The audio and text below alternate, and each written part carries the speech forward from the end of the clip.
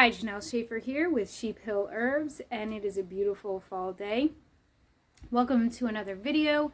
If you've already subscribed, thank you so much, and if you haven't, take a moment to do so, and also leave a comment and hit the like button if you like a video, because it will help my videos come up higher in the YouTube algorithm. So today I want to share a surprise I found this morning when I uncovered one of the pots I had put fig cuttings in about 2 months ago. I think about 2 months ago. Let's see, it was probably sometime in September, and it is now November 3rd, Election Day. So I think it's been about 2 months, and what I was doing was cutting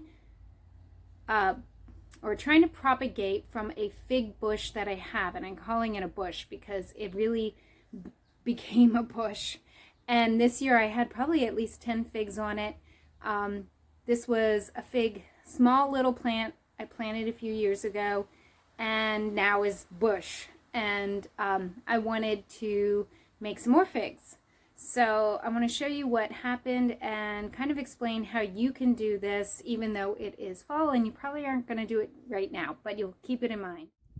Okay, so I'm going to unveil. Here in this bucket, I have 8 new fig trees starting, and they have fresh green leaves. And you can see some of them have a little bud, and they probably will get the leaf.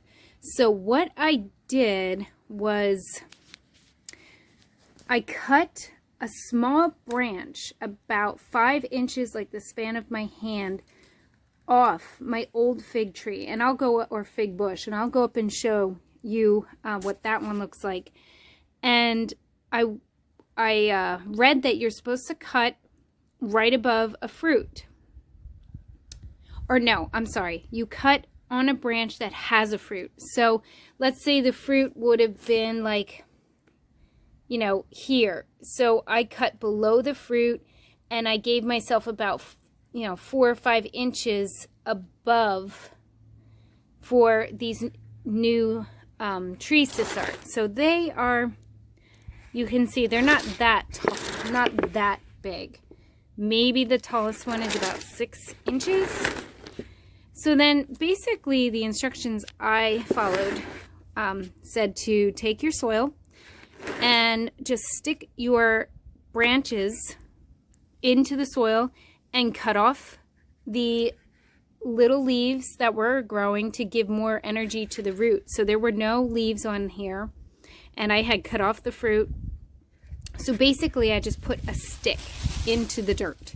Then I watered it, and then took the plastic bag and covered it. And it's been covered for 2 months. So today I was curious, and I pulled off the plastic, and this is what I found, and it was so exciting. So this is what I found, and because it's sunny and it's going to stay warm for a little while, I'm going to let these little trees have some sun before I cover them back up. In fact, I will cover them every night, and then I will when it gets too cold, just keep them covered until spring, and then I'm going to transplant each one to its own pot.